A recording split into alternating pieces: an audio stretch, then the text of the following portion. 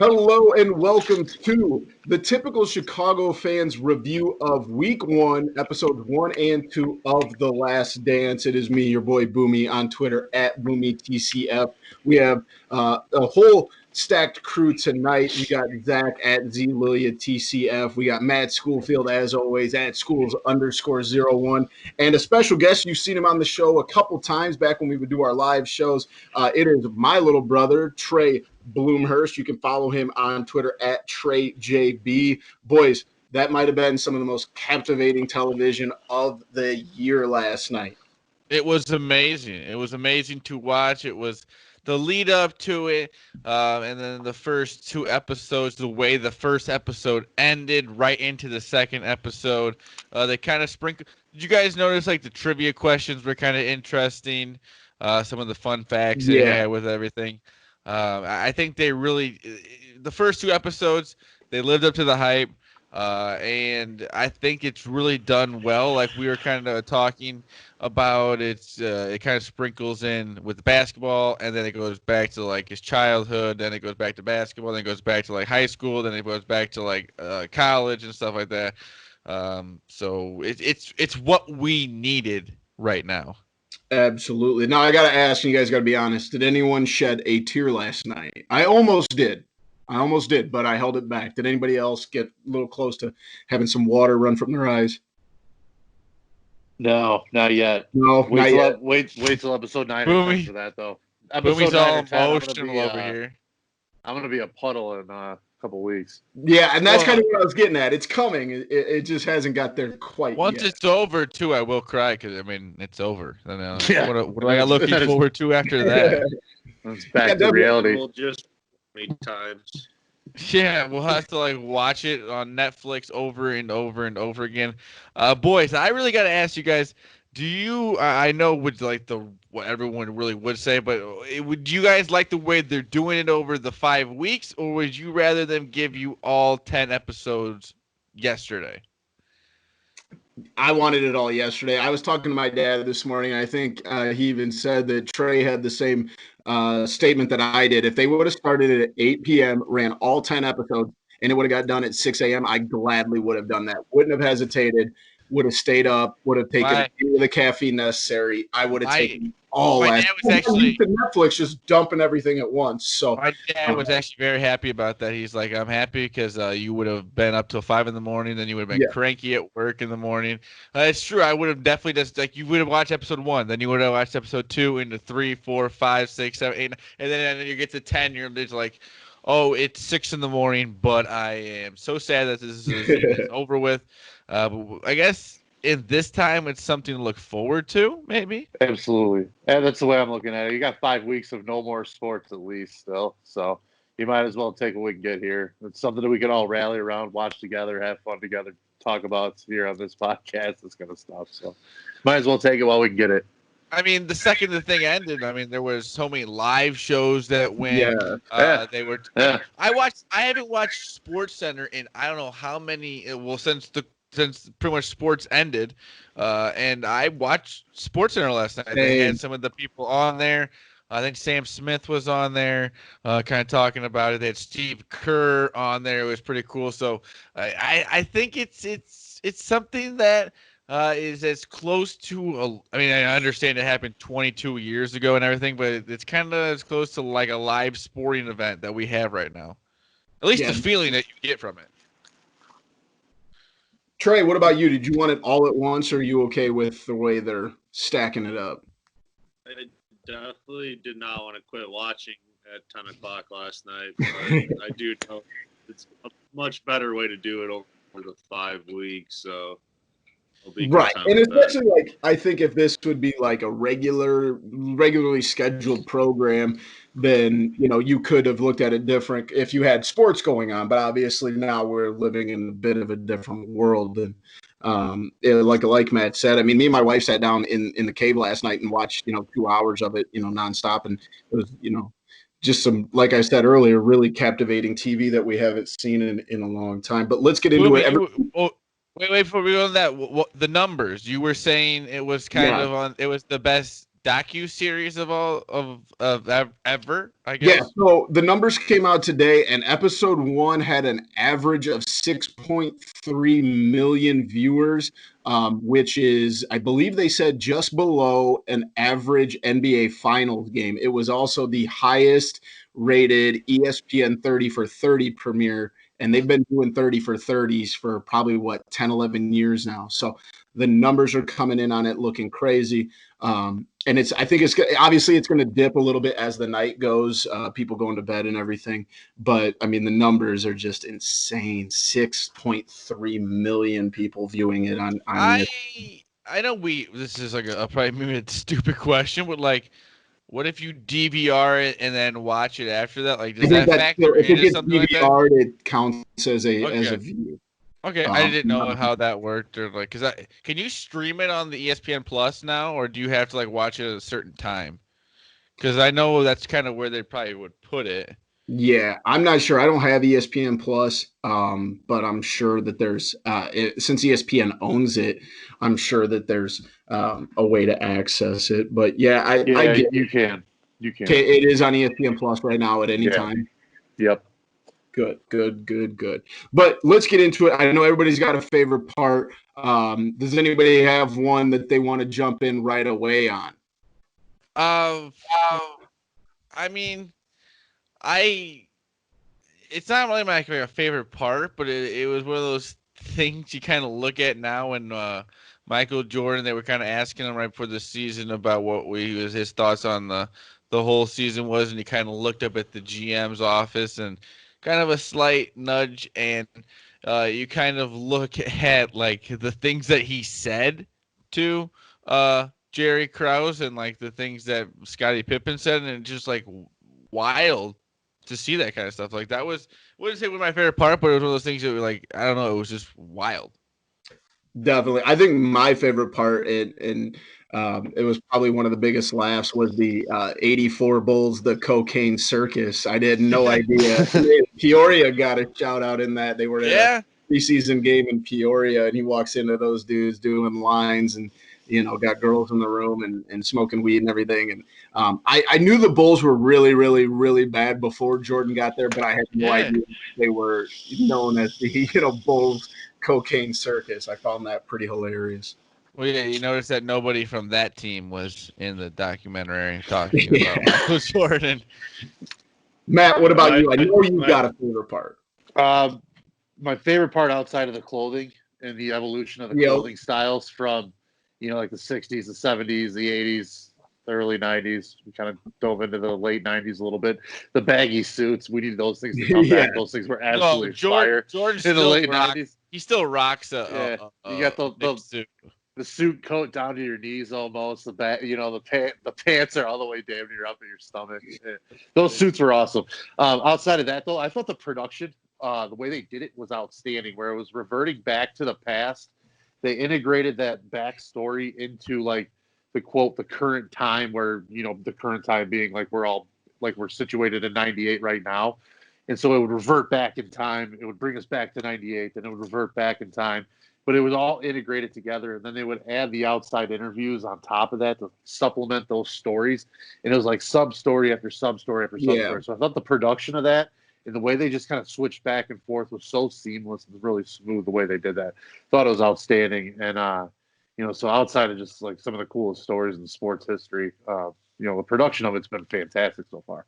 Yeah, to that point, Matt, I think 30 for 30, if you watch them, from the beginning of them, they do a great job with that on-screen timeline. Yeah, they definitely do. So, Trey, what about you? They real quick, one thing, when they keep throwing the dates in, when they tell you exactly what year you're in, and the timelines a little bit, and when guys started coming and going from the team and stuff like that, those little trickle reminders, those are really, really cool for the storyline too. Absolutely. Yeah, and I agree with Matt. The production just alone is just amazing.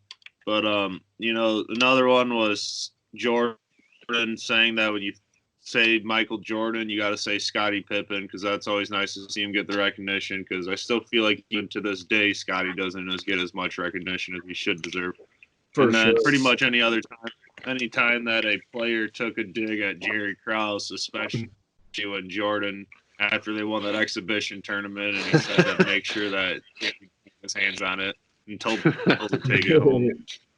I was like all those moments. And for sure. Tell him to go in the layup line. Telling him to go in the layup line, but they'd have to lower the hoop for him. I was laugh out loud funny, man. I was dying. Definitely. And I'll get to that later. I got a little bit of a problem with some of the Jerry Krause stuff, but I'll get to that later. The most surprising part that you guys saw, to me, as someone, like I've said before, I was 7 years old when the Bulls won their final championship, and I was just kind of coming into my own as a sports fan. I did not realize that Scottie Pippen demanded a trade in November of '97. I knew that they weren't the happy-go-lucky team I thought they were when I was 7, but I didn't realize that it was that bad, and I didn't realize that he had postponed that surgery for 6 months just to stick it to the Bulls. So that's the one that jumped out at me. Yeah, mine. What would mine have to? I don't know what I kind of guess that my surprising moment would have to. I guess it was the part where it with Jerry Krause and how mean they, like you said, how mean they really were to him. Like you didn't know, like behind the scenes, how they were like, and they didn't even show the Scottie Pippen part because of how rude it actually was. Like they were like, that's kind of where they go from like, they were being mean to Jerry Krause, but that was like, okay, Scottie Pippen may have gone over the line a little bit here. That went a little bit farther, but that was just the other surprising thing is, and I guess at that point it's not that crazy, but Scottie Pippen signed a 7-year, $18 million deal. Like, I guess when he signed it, but like, dude, James Harden makes that like in half a year. Like, if you really think about it, and I understand it's stupid to like do that, but like that's kind of what else I think Jerry Krause kind of went and like was on his high horse about is he signed one of the best 2 players of all time to a 7-year, $18 million contract. There's one thing about that people tend to forget though too, is at that time, like in the early '90s, professional salaries weren't exactly. It wasn't crazy money like that was being thrown around. So that was before the TV deals exploded everything. It was before all the the billions of dollars became infused into the game, where the salaries then skyrocketed with it. So it wasn't like there wasn't people making exorbitant amounts of money all the time. So guys were looking for that long-term security in a lot of ways too. And Jordan and Pippen, unfortunately for them, their contracts came up for renewal like right at the worst possible time in the early '90s. It was right before that explosion, so they took their extension. Then the TV deals happened, based a lot in part due to what they were doing for the first 3 championships and taking the NBA game to a new level after the Magic Bird years, and the money just came with it. Unfortunately, those guys were already locked up for so long. I have one more. It's crazy that Scottie Pippen, he grew like 7 inches in 1 year. Yeah, what's all the growth? Dennis Rodman grew like 7 inches, and then like Michael Jordan had like a growth spurt. Like these dudes were just like, I don't know, like they were just growing fast. Like what was it? Scottie Pippen grew 5-6 inches just in college. Like he went to a Central Arkansas. Yep. And then was it a D2 That's school? an NAIA school. And ended up just like growing 6 inches and becoming like an NBA prospect. Like that's just crazy. Yeah, you don't hear about a ton of 5th overall picks from Central Arkansas. Well, I think Dennis Rodman was from I think D2 school, something like that, or like Oklahoma State, I think. Yeah, 3 Hall of Famers. Well, 2 Hall of Famers, sure. Also Michael Jordan. But, Maddie, what surprised you the most? You lived through most of this in us 4. What was there a surprising moment for you, or did you know all this? Yeah, no, there was big time. It was actually it was before. See, it happened in '85 when this happened. So I was only 2, so I obviously don't remember any of this. But when Jordan was hurt, and I didn't realize the bad blood stemmed all the way back then with Krause, and it was the load management that he kind of was restricted 14 on. 14 minutes a game. Yeah, you could tell he was like a caged beast that was just trying to get out. And That wasn't sitting over real well. You can tell that festered over. He doesn't let that go even to this day, and that was Yeah. 1985. So He you didn't can get to tell play the the bad last blood was few deep. seconds. Like they hit the game winner, but like what the heck? Your boy Paxton, man, threw up the prayer. Yeah, so that whole storyline was really surprising to me. I didn't know it stemmed that far back. That was what was shocking. Trey, what about you? Well, there are obviously a few things. I mean, from Pippen, how underpaid he was, and the fact that the front office had no intentions to continue that was pretty appalling. More than, and but one of the more interesting things I found out actually from reading an article today that was reviewing it was talking about how Adam Silver was a huge part back in the 90s of getting this thing going. He was like part of the ESPN Sports Entertainment and or the league and NBA league entertainment. Yeah, like the NFL Films version, basically for the NBA. He was like ran that whole department. And it talked about how he knew he had to get the footage, and that was the most important part. So he convinced Reinsdorf and Jackson to be able to get the camera crews in there. And he knew the toughest part was going to be to get Jordan. And what he did to get Jordan was he gave Jordan full control over the film. And the film sat in a library that could pretty much only be used or touched by Jordan. And so he had full control over it, which was risky, but Silver knew that as long as they had the footage, that there was always a possibility of something. Yes, I did see something about that before this came out, that like basically for the last 20 years that Jordan has had the final say on when this gets to be cut up and edited and released and everything. So I thought that was a good point. I kind of forgot about that, Trey. Good point. Favorite person? I'm going to start, and this might be a little off the cuff, but I think it was Rod Thorne, and he was the general manager when the Bulls drafted Michael Jordan. And I liked Rod Thorne the most because he's like, I kind of lucked into Michael Jordan. We knew that Hakeem Olajuwon was going to go number one, the 7-footer from Houston. And, Portland didn't need a guard because they were already stacked at the position. And they took Sam Bowie. He's like, it kind of just fell into my lap. He could have come out and been like, oh no, we wanted Jordan from day one. Like we knew as soon as we found out we had the third pick that Jordan was our guy. He even admitted, he's like, it kind of just fell into our luck that we ended up with this guy who became the greatest player in the NBA. So I respected that a lot from Rod Thorne. So he even admitted, he's like, before Michael got here, we were bad. We were bottom of the league. I think he was one, or in that time they were brought up that the Bulls were getting outsold by the Chicago Sting, an indoor soccer team. So I really enjoyed Rod Thorne in that. Matt, do you have a favorite person from last night? From last night alone, again, it wasn't a Bull. It was Larry Bird.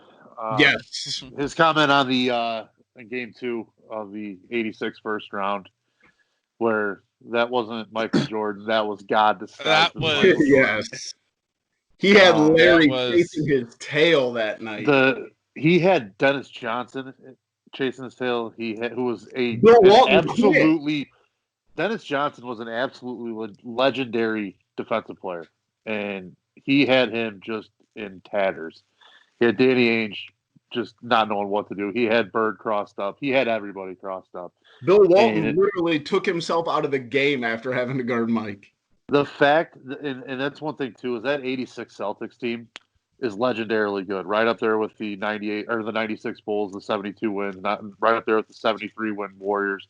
That '86 Celtics team was absolutely insane. There was Hall of Famer after Hall of Famer after Hall of Famer, and it's crazy. And Jordan, Jordan hung with them himself, and it was incredible. That's one of those situations. Like if you go back in time and watch any sporting event, I'm not saying that's the one I would pick, but it's in the conversation for sure. Just to see a performance like that, and don't forget, like R.J. Hampton said.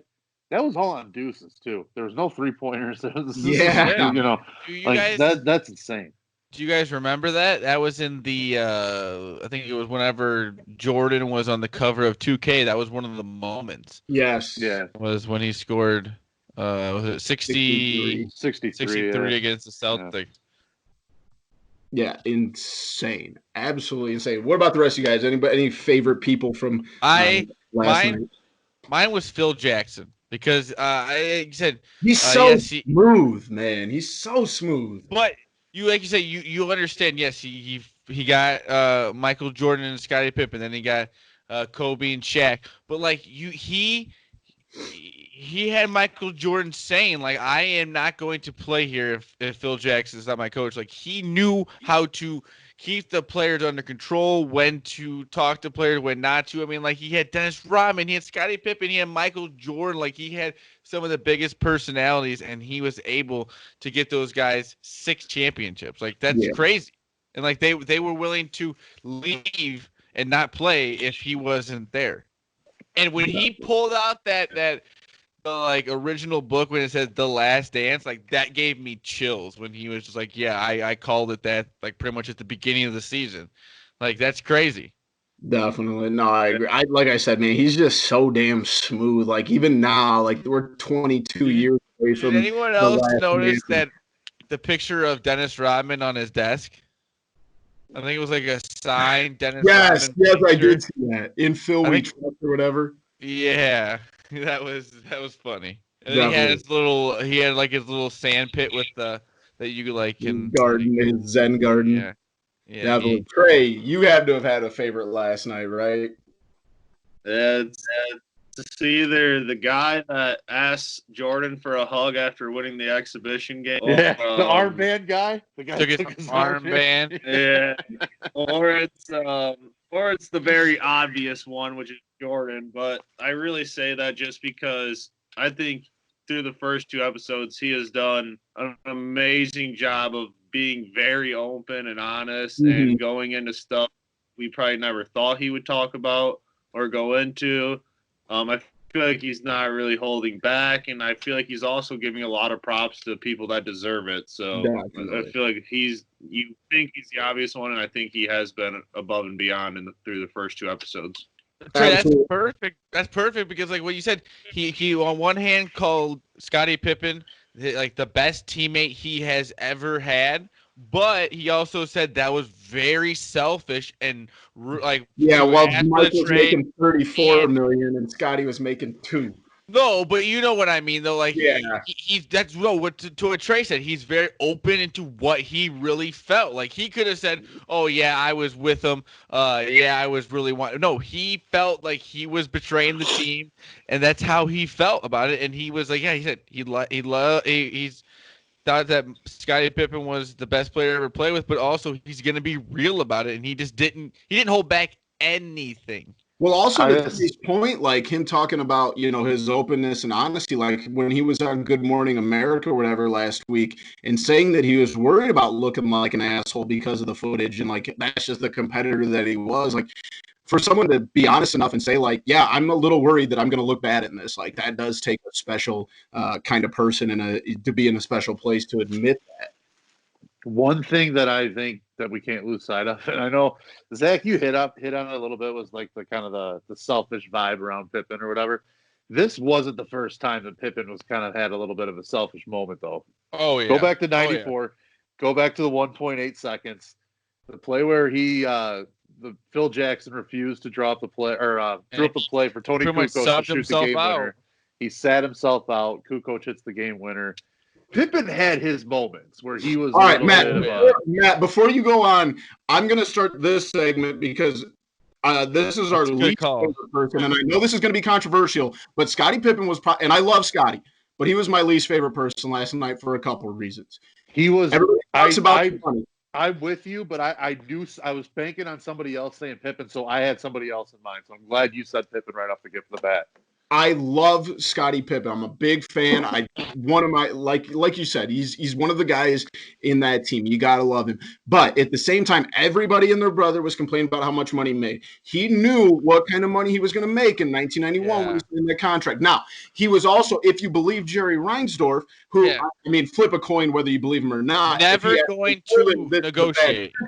Then that's his fault. Like, if you sign a contract, then don't be a crybaby about it when you're getting the short end of the stick at the end. Like, at the end of the day, Scottie Pippen made $110 million playing basketball. I feel no sympathy for Scottie Pippen. And going back to what we said earlier, I thought the stuff about Jerry Krause was a little overblown. The man's been dead for 3 years. He's not even here to defend himself.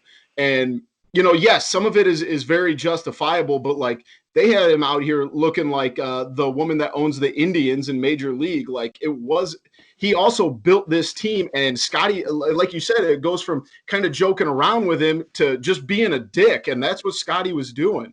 And like it's hard because I do love the guy so much, but there are times it's like, dude, what are you doing? I'm glad you went into that, because now I got to tell you, my least favorite person in this whole thing was Reinsdorf, and for those exact same reasons that you're talking about with fucking Krause. This is crap. I'm sorry, Zach. I didn't mean to jump in front of you there. But No. How about this? We can both do it because I have different reasons. Like it's this guy's acting like, okay, yeah, you can't come negotiate with me, blah blah blah. But he's sitting there saying like, oh, I told him it was a bad contract. Well, what kind of person are you that's saying, well, I'm telling you this is a bad contract. I'm offering you what I know is a bad contract, but I'm still going to have you take it. Don't act like you're some moral authority here, Dick. Yeah. All right, this guy's got to chill out. Like. He's throwing everything like, and frankly, if you wanted to make things right, you could have made things right.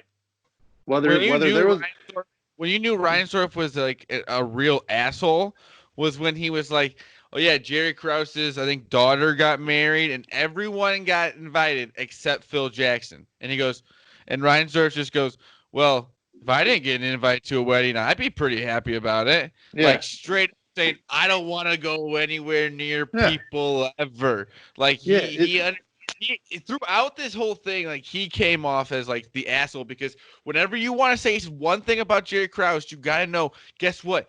He was there because Reinsdorf was there, and Reinsdorf could have Reinsdorf used Jerry Krause as a shield. Yes. You know what you do when you're a person of business like caliber like him who says, I don't renegotiate deals under any circumstance.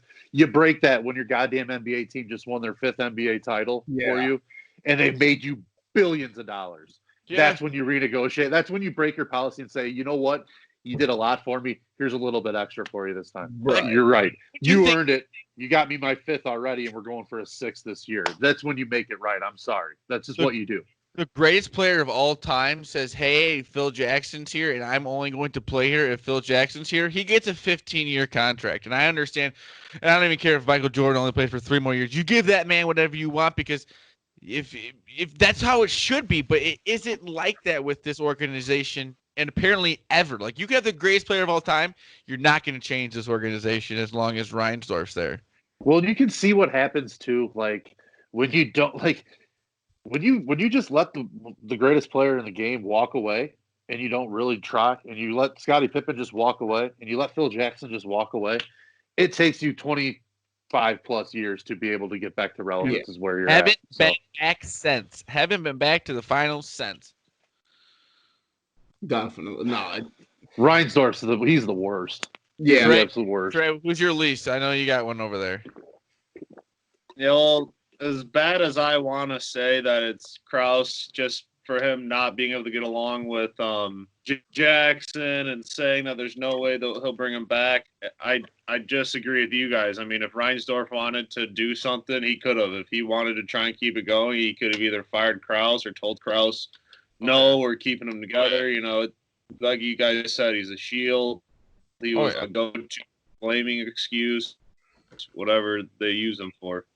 Definitely. I agreed with That's a really good point, because it leads into our last part, or our next part, our complaints, or something we thought we were going to see and didn't, or maybe we were expecting. But my complaint is, and I kind of touched on it a little bit earlier, and it goes off of your guys' point on Jerry Reinsdorf, is I thought the portrayal of Jerry Krause was just a little overblown. I mean, I felt like they neglected to get to the fact that he built this team, and kind of like you said, he was just trying to do his job. He came from a baseball background, and he tearing it down the year before all those contracts is a very baseball thing to do, and looking for those trades.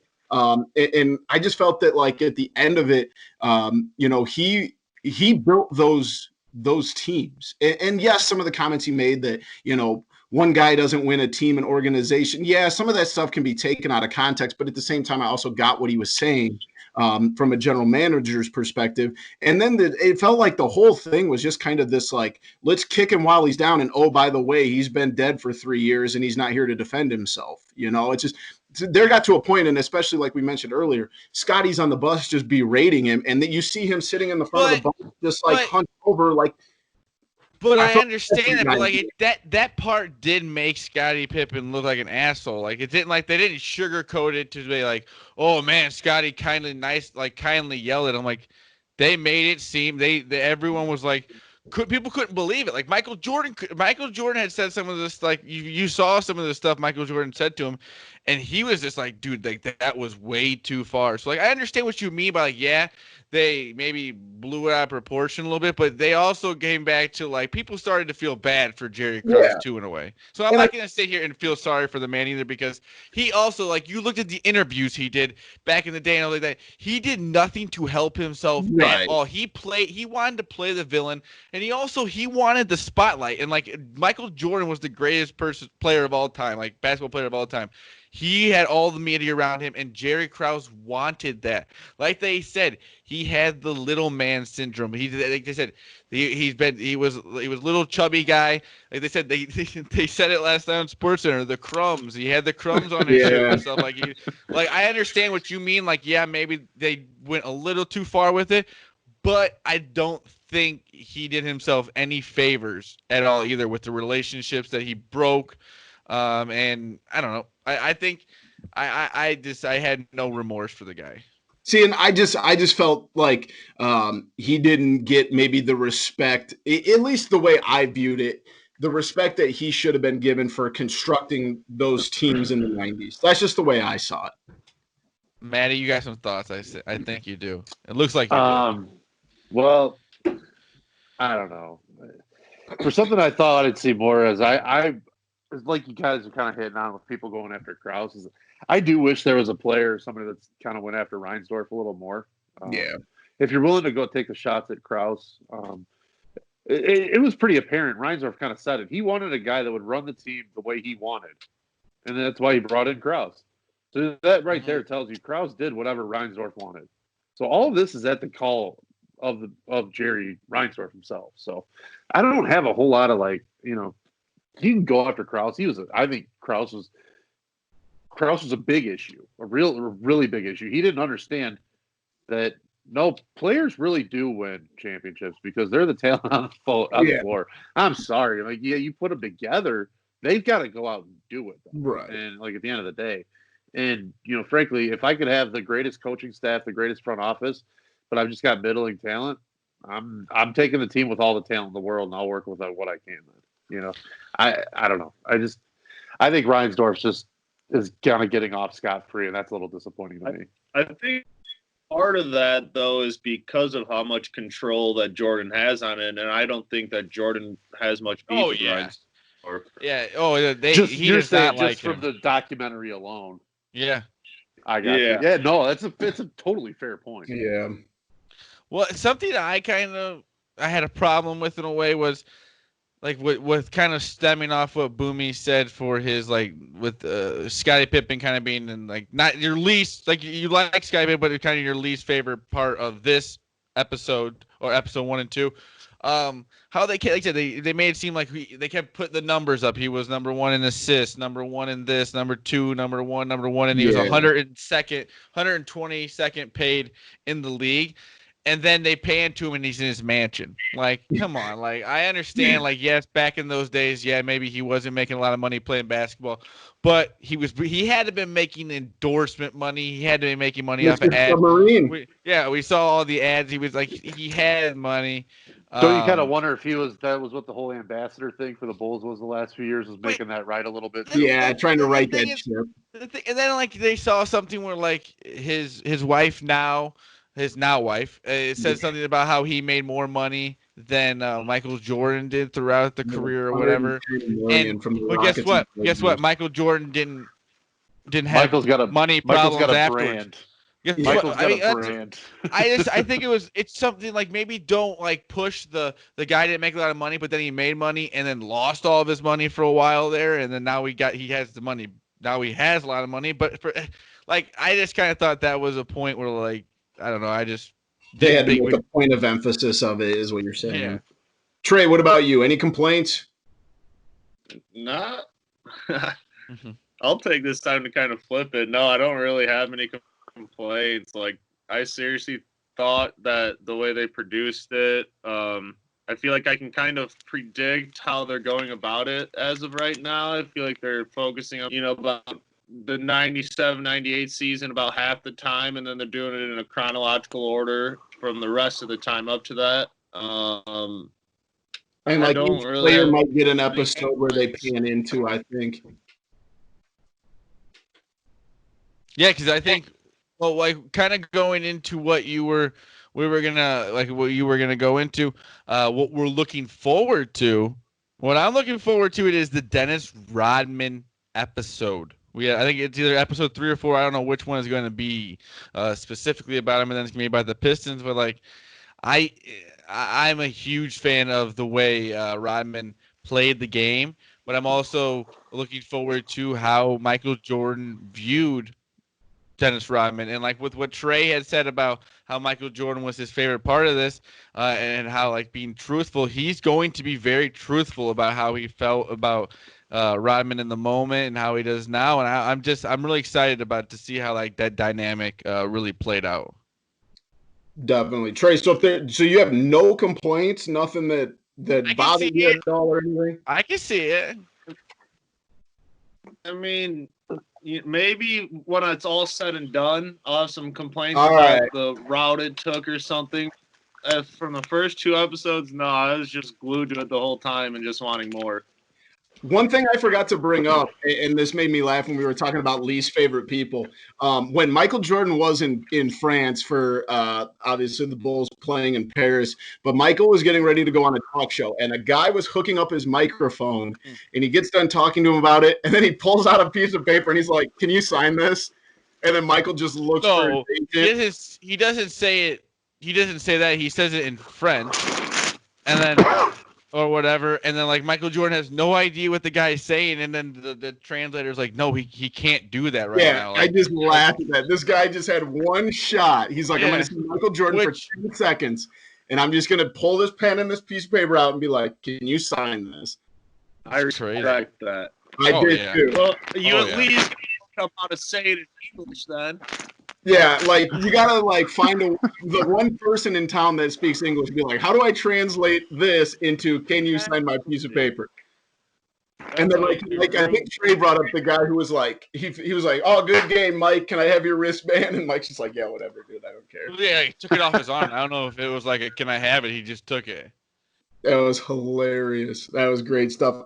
Zach, kind of going off of your point, Dennis Rodman, obviously huge Dennis Rodman fan, but I feel like personally, I know so much about Dennis Rodman. I've read probably 50% of his autobiography in the last 10 years. It's another story for another day. I know a lot about Scottie Pippen. I know a lot about Mike. I'm looking forward to those inside shots of maybe the guys that you don't know much about, Luke Longley, Bill Wennington, Tony Kukoc, some of the other guys, that Ron Harper that played a role. I want to see a little bit more of their stories because the other 3 do get so much pop and so much about them. Just to see a little bit more about all those guys. I hope they keep going in that route. Oh, like I said, there's 6 more episodes after next week, so they've got a lot of time for that too. So I think they're going to get Pippen and Rodman out of the way right away, and then they're going to start going maybe into some of those relationships. Kind of something I kind of heard on the radio, the whole Steve Kerr fight that him and Jordan had, because they had, I think it was Bill Wennington and Will Perdue on, and they were saying like the reason that kind of happened was because practice was over with and Jordan brought everyone else back onto the court to rerun the play, and then that's where it went from there. Like that's just kind of like those kind of stories are like also what's cool is like all of these older players like Mike teammates of his. Ron Harper and Tony Kukoc in practice. Well, it's just cool like those guys. like those guys were on 670 to score for like 2 hours today. Like that's what's gonna come of all this too, are some like underlying stories that aren't in the documentary, but are like going to be in like media that they're going to do for all this. Like he said, they're like Bill Wennington said, he's like, we're getting hit up all over the place to do stuff now with all this. Like, we're getting bombarded with stuff because they're not going to go straight to Michael Jordan because you know you're not going to get Michael Jordan, but you could get his teammates, like the guys that were in the documentary or stuff like that. So, if you were a teammate of Jordan's, like, yeah, it was. I mean, you've been living through it, but like now, you're really going to be able to bank off of that. 100%. Maddie, what are you looking forward to the most going forward?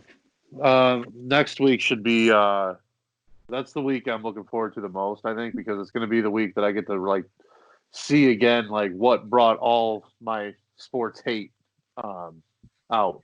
And I hated the Detroit Pistons more than I hated anything in the world before I hated anything else in sports. And that was the team I hated with a bleeding passion at a very young age. And seeing the, like in 88 when the Bulls they kind of got their ass kicked up and down the floor. 89, they got swept. 90, the Pistons won in 7 games. And then it took 3 years to beat them. And when they did it, they kicked the shit out of them. And it was one of my favorite times of my life. I was 8 years old. They were going on their way to winning their first championship. It was just, I remember it like it was yesterday. And a lot of this is like jogging a lot of that back up. It's so cool to see. One of the storylines in that transition, though, to pay attention to, I think, that you'll see next week is the Doug Collins when he got brought in. And then ultimately, when he left, he was very close with Reinsdorf. I know that. And they fired him to bring in Phil Jackson after the 89 season. So it would have been 90 when Jackson comes in. So it's going to be really cool to see when one really well-known coach who kind of took the Bulls, started taking the Bulls to that next level, but couldn't get it past the Pistons, and then they bring in Phil Jackson. And so that transition is going to be really neat. And then the one in 90, Game 7 in 1990 against the Pistons, Pippen had a migraine infamously, and he had a terrible game in Game 7. The Bulls got their ass kicked, and I'm curious to see if Jordan goes into that a little bit, because I know what his that thoughts series. are. That series there was a lot of tension after that one too. I know that, and that's going to be interesting to see, in my opinion, too. So, really looking forward to that whole dynamic with the Pistons. One thing I'll suggest too is in the week before this is go back and watch the Bad Boys 30 for 30 that ESPN did. That's crazy. It was that 30 for 30 was awesome, and you'll get a lot of that hate as Bulls fans just from that alone. So, I can't suggest that enough. That and the Dennis Rodman 30 for 30. Yeah. Watch both of those. You get ready for the next 2 episodes. That's kind of cool. That's crazy. Like the ESPN documentary for Michael Jordan is kind of a mixture of 2 30 for 30s that have already happened. Right. Trey, what are you looking forward to the most for next week, episodes 3 and 4? Well, I would like to say that what I look forward to most is seeing if they come out with any truth about Jordan's gambling, but because it's so controlled by him, I think I already know the answer to that, but I do look forward to seeing if there will be talks about his gambling. I mean, he's been a little open about it before with like with his teammates and in the hotels and on the buses and planes. He's been a little open with it, and he's been pretty open. Obviously, he's not going to say that he left basketball to go play baseball because of a gambling problem, but I do wonder how much it'll get like that. And then I just look forward to seeing all the times where he's just berating his teammates in practice. It's the best. It is Him crazy. going after Ron Harper and Tony Kukoc in practice, it was just incredible. One thing I want to throw out too is I know a lot of people make nowadays comparisons like back in my day, those guys wouldn't be playing. They wouldn't be talking to the opponents. He's golfing with Danny Ainge during the playoffs. So let's rate in that guys weren't friends back then. So get out of here.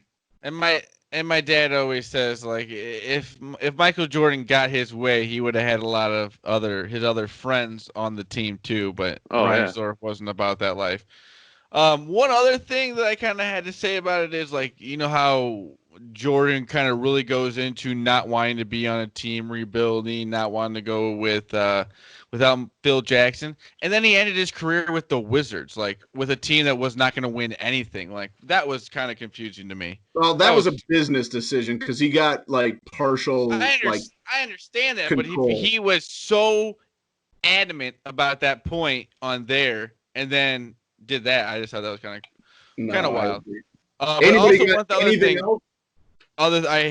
The commercials, like everyone wants to watch it live. You want to be a part of it on Twitter and everything, so you got to watch it live, and you got to watch the commercials. And I'm like, what the hell are these? Like this is crazy. They're called Twitter breaks. They're called Twitter breaks right now, man. You know what I mean? Like, I'm like, what am I doing? 30 minutes until the first commercial. Yeah, which is fine. Yeah. Absolutely. I like getting the commentary of like some of the people that we follow and some of the social media, all that reaction. It's pretty having the live reactions pretty neat. That's also kind of cool too. See some people like in media now. Like I didn't know Jay Donde was a Chicago writer back in the day, and who else? There was a few other that I had seen on there that I did not know were doing like Chicago media back in the day, which was pretty cool. Hey, I can't be the only one who got duped by that Kenny Mayne, the old Sports Center clip where they dubbed over with his voice about you could tell his lips were like all messed up. Yeah, but like at first I'm like, Kenny Mayne, what's up? And then he started going in. I'm like, wait a second. Oh, it took me a little bit of time to figure out what was going on. The old Sports Center backgrounds were awesome, by the way. Yes, 100%. Missed those. Can't get anything past Boomy. Yeah, it might take a couple seconds, but I'll get there eventually. Anybody got anything else that they got to throw in? Trey, Matt, Zach? Rewatch it. Watch it. Rewatch it. And he said also like Matt said, watch the 30 for 30 on the Bad Boys. Watch the 30 for 30 on Dennis Rodman. Get yourself ready. Like I said, it's just fun because you wake up on Sunday and it's as close to like a big game feeling as we can get right now. Like I said, stuff, man. Thursday through Saturday, you got the draft right into Sunday night. You can make it like me and my dad. We're like, oh, we got 4 more weeks of this. We got 4 more weeks probably of quarantine, or like at least to stay in the shelter in place or whatever. So might as well make a little tradition of it. 8 to 10 every Sunday night. Go ahead and watch it. And if your parents were Bulls fans and you can watch it with them, you should definitely try that. It's pretty cool to be able to watch it with somebody that went through it. I'll be coming over to the house next Sunday, Trey. So I'll come watch it with you guys. Well, I was talking yesterday, but I was talking with my dad, and he may have different thoughts on Jerry Krause than you do, because you just imagine like how mad we would be back then. Like, why would you not give Michael Jordan everything he wants? Why would not give Scottie Pippen like? He was just like, it's kind of fun. Like you said, I kept sitting like every few minutes, some moments during it, I'd be like, hey, how are you feeling? Like, what was going on? Like, what was the feeling during this game? Like, how was it when Scottie, like, it's so swept under the rug that Scottie Pippen just wasn't there for the beginning of the season and for the 98 championship. And like, you know what I mean? Like, and they kind of say winning cures everything in the moment. Yeah. Like, I was going to say right now, or like 3 months ago, I would have cut off my left hand to have Jerry Krause running the team instead of Garpax. So it does put things in a little bit of perspective. Oh, my dad said we had 6 championships. You could tell us nothing. We had 6 championships in 8 years. You could, like, what do you mean? We had the best player in the league, like, or in the world at that point. Absolutely. So 100% lived up to the hype. That was our week 1, episodes 1 and 2 recap of The Last Dance, the Bulls 97-98 documentary. Thank you for joining us. I am on Twitter at BoomyTCF. Follow Zach at ZLiliaTCF, Matt at schools_01. And Trey, thanks for hopping on with us at TreyJB on Twitter. Boys, I can't wait for next Sunday. Make sure you go check out episode 3-4 on Sunday, and like I said, we'll have a preview of it on our Typical Chicago Fan podcast. It'll be out Sunday morning. We love you all. Peace.